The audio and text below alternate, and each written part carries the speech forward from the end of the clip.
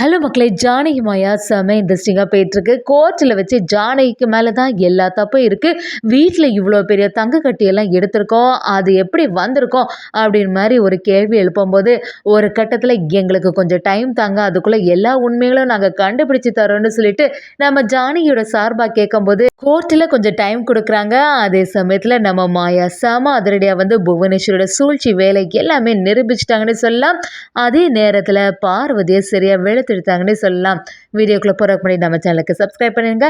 அப்படியே பக்கத்துல இருக்க பெல் ஐக்கான கிளிக் பண்ணுங்க. அப்பதான் நான் போடுற வீடியோலாம் உங்களுக்கு நோட்டிஃபிகேஷனா வரும். நம்ம ரகுராம் ஜானகிய அந்த இடத்துல அரெஸ்ட் பண்ணிட்டு கூட்டிட்டு போன உடனே நம்ம மாயா எல்லாருமே பயங்கரமா வருத்தத்துல இருக்காங்க. அதை பார்த்துட்டு இருந்த புவனேஸ்வரிக்கு சந்தோஷம் ஆயிடுது. நாம நினைச்ச மாதிரி இன்னைக்கு தான் நடந்திருக்கு.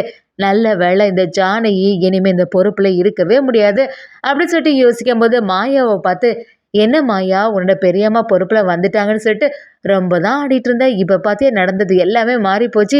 இனி ஜானகினால வெளியிலே வர முடியாது அப்படின்னு சொல்லும்போது, நம்ம மாயாவும் எல்லாத்துக்குமே காரணம் நீதான் எனக்கு நல்லாவே தெரியும். என்னதான் இருந்தாலும் இது நீ தான் செய்த அப்படிங்கிற ஒரு எவிடன்ஸை நான் கண்டுபிடிச்சே தீருவேன் அப்படி சொல்லும்போது, நம்ம புவனேஸ்வரியும் என்ன மாயா உன் குடும்பத்துல என்ன நடந்தாலுமே அது எப்படி நான் காரணம் ஆக முடியும்? உன்னோட பெரியம்மாவுக்கு தான் எந்த செயலையும் செய்யறதுக்கு தெரியாது. அவ எல்லாம் குடும்பத்தை நிர்வாகம் பண்றதுக்கு மட்டும் தான் சரியான ஆளு. மற்றபடி இந்த மாதிரி தலைவி பொறுப்புக்கெல்லாம் ஆகவே மாட்டா அப்படிங்கிற மாதிரி நம்ம ஜானகியை பத்தி எகாத்தாளமா புவனேஸ்வரி நம்ம மாயா கிட்ட சொல்லிட்டே இருக்காங்க. இதை பார்த்து டென்ஷன் ஆன நம்ம மாயாவும் பக்கத்துல இந்த திருசூலத்தை எடுத்து அப்படியே புவனேஸ்வரி கிட்ட மிரட்ட ஆரம்பிக்கிறாங்க. என்ன தைரியம் தான் என்னோட பெரியம்மாவை நீ இப்படியெல்லாம் சொல்லுவ? நீ தான் காரணம்னு நான் நிரூபிச்சே தீருவேன் பாரு அப்படி சொல்லிட்டு உன்னை எல்லாம் உயிரோட விட்டா தானே இனிமே என்னோட குடும்பத்துக்கு ஆபத்துன்னு நம்ம மாயா புவனேஸ்வரி அப்படியே துரத்திட்டே போறாங்க. அந்த சமயத்துல நம்ம பசுபதியும் அதுல இருந்து தப்பிக்கிறதுக்காண்டி ஓடுறதுக்கு ட்ரை பண்றாங்க. முறையா மாயா இவ்வளோ கோபப்பட்டு புவனேஸ்வரி மாயாவுக்கு பயந்து ஓடும்போது பசுபதி தவறுதலா ஒரு திருசூலத்துக்கு மேல விழுந்துட்டாங்கன்னே சொல்லலாம். அதே சமயத்துல நம்ம மாயாவும் புவனேஸ்வரி கிட்ட, இங்க பாரு என்னோட பெரியம்மா பெரியப்பாவை இந்த திருவிழா முடியறதுக்கு முன்னாடி நான் வெளியில கொண்டு வரேன் பாரு. ஓ மேலதான் எல்லா தப்பும் இருக்கும்னு சொல்லிட்டு நிரூபிச்சு அவன்னு சொல்லி நம்ம மாயா அந்த இடத்துல செமையாட்டு ஒரு சபதத்தை எடுத்துட்டு போறாங்கன்னே சொல்லலாம். இன்னொரு சைடு பார்த்தீங்கன்னா, நம்ம பார்வதிக்கு பயங்கரமா டென்ஷனா இருக்கு. இந்த வீட்ல இந்த திங்ஸ் எல்லாம் வச்சது யாருன்னு கண்டுபிடிச்சிட்டாங்கன்னா பெரிய பிரச்சனை ஆயிடுமே. ஏற்கனவே லஞ்சம் வாங்கினனால தான் ஜானகி அக்காவை இப்படி அரெஸ்ட் பண்ணிட்டு போயிருக்காங்க. ஆனா இந்த பொருள் எல்லாம் எப்படி வீட்டுக்குள்ள வந்துன்னு ஏதாவது ஆராய்ச்சி பண்ணும்போது நம்ம பேர் வந்ததுன்னா என்ன செய்யறதுன்னு சொல்லிட்டு பார்வதி பயங்கர குழப்பத்துல இருக்காங்க. அன்னைக்கு வேற மாயா நம்ம வெளியில வரும்போது பார்த்துட்டா. மாயா அதை வச்சு ஏதாவது கண்டுபிடிச்சிருவாளோன்னு பதட்டமாவே இருந்துட்டு இருக்காங்க. இன்னொரு சைடு நம்ம மாயாவை எப்படியாவது நம்ம ஜானகி பெரியம்மாவுக்கும் பெரியப்பாவுக்கும் ஜாமீன் கிடைச்சே ஆகணும். அதுக்கான வேலைகளை பார்ப்போம்னு சொல்லிட்டு நம்ம சீனுக்கிட்ட சொல்லும்போது சீனுவும் அவங்க ஃபேமிலி லாயரை வச்சு பேச பார்க்குறாங்க. சரி இன்னைக்கு தான் கேஸ் வர போகுதுல கோர்ட்டில், அந்த இடத்துல ஏதாவது நமக்கு சார்பாட்டு ஏதாவது எவிடன்ஸ் கிடைக்கான்னு பார்க்கலான்னு சொல்லிட்டு நம்ம மாயா சீனு தானா எல்லாரும் சேர்ந்து கோர்ட்டுக்கு போகிறதுக்கு தயாராகிறாங்க. கோர்ச்சில் வச்சு நம்ம மாயாவும் ஜானகியை பார்த்த உடனே கதறி அழ ஆரம்பிருக்காங்க. ஜானகி கிட்ட வந்து, சரி நீங்கள் எதுக்குமே கவலைப்படாதுங்க பெரியம்மா, கூடிய சீக்கிரத்தில் நாங்கள் உங்களை வெளியில் எடுத்துருவோம், உங்கள் மேலே எந்த தப்புமே இல்லைன்னு சொல்லிட்டு நிரூபிச்சலன்னு சொல்ல ஆரம்பிக்கிறாங்க. அதே சமயத்தில் நம்ம புவனாவோட ஆளும் அந்த இடத்துல நிற்கும்போது அவங்ககிட்ட விசாரணை பண்ண ஆரம்பிக்கிறாங்க. என்ன நீங்கள் தானே இந்த கட்டிடத்தை கெட்டி கொடுத்தீங்க, அந்த சமயத்தில் என்ன ஆச்சு அப்படின்னு சொல்லிட்டு விசாரிக்கும் போது புவனா சொன்ன மாதிரியே அந்த ஆளும் நம்ம ஜானகிக்கு மேலே எல்லா பழியும் போடுறாங்க. எல்லாத்துக்கும் காரணம் இவங்க தான் லஞ்சத்தை வாங்கிட்டு இந்த மாதிரி ஒரு குவாலிட்டியே இல்லாத பொருள் எல்லாம் யூஸ் பண்ணனால தான் கட்டிடம் இந்த மாதிரி இடிஞ்சு விழுந்துச்சு அப்படிங்கிற மாதிரி நம்ம ஜானகிக்கு மேலே எல்லா பழியும் விடும்போது நம்ம ஜானகியும் அப்படியெல்லாம் இல்லை அப்படின்னு சொன்னாலுமே அதை கேட்குற மாதிரி இல்லை. அதே சமயத்தில் நம்ம ஜானகி சார்பாட்டு அந்த இடத்துல வாதாட ஆரம்பிக்கிறாங்க. யாரோ இவங்க மேலே வீணாக பழியப்படணும்னு சொல்லிட்டு தான் இந்த வேலையெல்லாம் செய்திருக்காங்க. என்னோட கட்சிக்காரருக்கு வீட்டில் எப்படி இந்த 4 தங்க கட்டிகள் வந்துன்னு எங்களுக்கு தெரியாது. ஏதோ ஒரு சதி செயல் நடந்திருக்கு. இது வந்து என்னவா இருக்கும் அப்படிங்கிறத கண்டுபிடிக்கிறதுக்கு எங்களுக்கு கொஞ்சம் கால அவகாசம் வேணும் அப்படின்னு சொல்லிட்டு கேட்கும்போது அதை வந்து அப்ஜெக்ட் பண்ணுற மாதிரி நம்ம புவனேஸ்வரியோட லாயரும் பேச ஆரம்பிக்கிறாங்க. இல்லை இவங்க தான் எல்லாத்துக்கும் காரணம். அது எப்படி யாருக்கும் தெரியாமல் இவங்க வீட்டுக்கு போமா, எப்படி இருந்தாலுமே இவங்க தான் வாங்கி வச்சுட்டு இப்படியெல்லாம் வெளியில் நல்லவங்க மாதிரி வேஷம் போட்டுட்ருக்காங்க அப்படின்னு சொல்லிட்டு எதிர்த்து பேச ஆரம்பிக்கிறாங்க. அந்த இடத்துல நம்ம ஜானகி என்னதான் சொன்னாலும் எடுபட மாட்டேங்குது.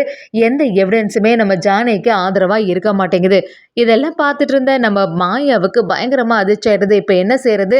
நம்ம பெரியம்மாவுக்கு ஜாமீன் கிடைக்க போகலையே அப்படின்னு கேட்கும்போது, சரி அத கண்டுபிடிக்கிறதுக்கு ஏதாவது எவிடன்ஸ் இருக்கும். அதுக்கு கொஞ்சம் நாள் தேவைப்படும்ல. அந்த கால அவகாசமாவது அவங்க தந்தாலே போதும் அப்படிங்கிற மாரி நம்ம மாயாவுக்கு மனசுக்கு தோணிட்டு இருக்கு. அங்க உள்ள ஜட்ஜும் நம்ம மாயா நினைச்ச மாதிரியே ஒரு கால அவகாசத்த குடுத்துருக்காங்க. இந்த டைமுக்குள்ள நீங்க நிரூபிச்சா தான் இவங்களுக்கெல்லாம் ஜாமீன் குடுக்க முடியும். இப்போதைக்கு ஜாமீன் கிடையாதுன்னு சொல்ல ஆரம்பிக்கிறாங்க. அதே சமயத்துல நம்ம மாயாவும் ரொம்பவே ஃபீல் பண்ணும்போது ஜானகி ஒரு பக்கமா, ரகுராம் ஒரு பக்கமான்னு ஜெயில்ல இருக்காங்க.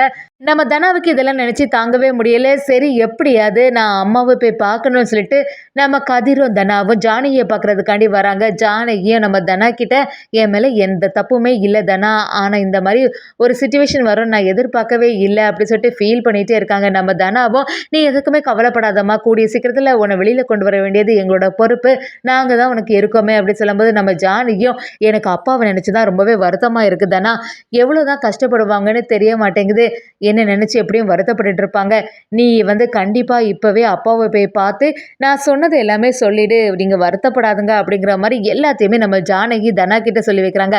நம்ம தனாவும் சரிம்மா நான் அப்பாவை பார்க்க போறேன்னு சொல்லிட்டு மறுபடியும் தனா கதிர் ரகுராம பார்க்கறதுக்காண்டி கிளம்புறாங்க. ரகுராம் கிட்ட என்னாச்சுப்பா நீங்க எதுக்கும் கவலைப்படாதுங்கன்னு சொல்லும்போது நம்ம ரகுராமும் எனக்கு ஜானகியை பத்தி தான் ரொம்பவே கவலையாட்டிருக்கு. இதுவரைக்கும் ஜானகி இந்த மாதிரி ஒரு சிச்சுவேஷன் அனுபவிச்சதே இல்லை. அவ பாட்டுக்கு குடும்பத்தில் ஒரு நல்ல நிம்மதியான வாழ்க்கையை வாழ்ந்துட்டு இருந்தா, இப்படி தலைவி பொறுப்பில் வந்த பிறகு தான் இவ்வளோ பெரிய பிரச்சனைகளை சந்திக்கிறா அப்படின்னு சொல்லிட்டு நம்ம ரகுராம சொல்லும்போது நம்ம தனாவும் சரிப்பா அதை நினச்செல்லாம் வருத்தப்பட்டுட்டே இருக்காத, இதெல்லாம் நிரந்தரம் தான், கண்டிப்பாக அம்மாக்கு மேலே எந்த தப்புமே இல்லைன்னு சொல்லிட்டு நிரூபித்த பிறகு எல்லாமே சரியாயிடும் சொல்லிட்டு நம்ம தனாவும் கதிரை சேர்ந்து ரகுராம சமாதானப்படுத்துகிறாங்க. அதே சமயத்துல வீட்டுக்கு வந்த நம்ம மாயாவுக்கு பயங்கர சந்தேகமா இருக்கு. சீனுக்கிட்ட சீனு முதல்ல இந்த கட்டிடம் எப்படி இடிஞ்சு விழுந்ததா அதை பத்தி நம்ம விசாரணை பண்ண ஆரம்பிக்கணும். அது ஒன்றும் தானாட்டு அப்படியே ஒரே நாள்ல இடிஞ்சு விழக்கூடிய காரியம் கிடையாது. எனக்கு ஏதோ சந்தேகமா இருக்கு, புவனா தான் ஏதாவது ஒரு ஆள் அனுப்பி இந்த வேலையெல்லாம் செய்திருக்கணும். ஏதாவது சிசிடிவி ஃபுட்டேஜ் அந்த மாதிரிப்பட்டது ஏதாவது இருக்கா அப்படிங்கிற மாதிரி நம்ம சீனு கிட்ட கேட்கறதுக்கு ஆரம்பிக்கிறாங்க. நம்ம சீனுவும் நீ சொல்றது சரியா தான் இருக்கு மாயா, நம்ம எவிடன்ஸை கலெக்ட் பண்ணோம்னா ஏதாவது சிசிடிவி இருக்கான்னு சொல்லிட்டு எல்லா இடத்துலையும் தேடி பார்க்க ஆரம்பிக்கலாம் அப்படின்னு சொல்லிட்டு நம்ம சீனும் அதுக்கான வேலைகளை ஈடுபடுறாங்க. மாயாவுக்கு எப்படியுமே இந்த பொருள் எல்லாமே நம்ம பெரியம்மாவோட ரூமுக்கு எப்படி வந்திருக்கோம், எல்லாத்துக்கும் காரணம் பார்வதி சித்தியாக தான் இருக்கும் அப்படிங்கிறது புரிய ஆரம்பிக்குது. ஏற்கனவே புவனேஸ்வரி என்ன சொன்னாலுமே பார்வதி சித்தி கேட்க தான் செய்கிறாங்க. இவங்களை நீ சும்மாவே விடக்கூடாது, பார்வதி சித்திட்ட போய் என்னன்னு விசாரணை பண்ண வேண்டியதை சொல்லிட்டு நம்ம மாயாவும் பார்வதி கிட்ட போய் சரியா வெளுத்தெடுக்கிறாங்க. பார்வதி ஒரு கட்டத்தில் உண்மையை ஒத்துக்கிறாங்கன்னே சொல்லலாம். நம்ம மாயாவும் பார்வதியை பார்த்து வீட்டுக்குள்ளேயே இருந்துச்சு எப்படி துரோகம் பண்ணதுக்கு உங்களுக்கு மனசாட்சி வந்துச்சு, எப்படி இருந்தாலுமே நீங்கள் தான் இந்த வேலையை செய்தீங்கன்னு சொல்லிட்டு கோர்ட்டுக்கு முன்னாடி சொல்லணும்னு சரியாக வெளுத்தெடுக்கிறாங்க. இன்னொரு சைடு பார்த்தீங்கன்னா நம்ம சீனுவும் அந்த கட்டிடம் இடியறதுக்கு காரணமாக இருந்த அந்த ரவுடியை கண்டுபிடிக்கிறாங்க. இவங்க தான் இந்த பாம்பை எல்லாம் செட் பண்ணி வச்சாங்க அப்படிங்கிற ஒரு விஷயம் தெரிய வருது. அதுவும் பசுபதி சொன்னனால தான் இந்த வேலையெல்லாம் செய்தோம் அப்படிங்கிற மாதிரி நிரூபிக்கிறாங்க.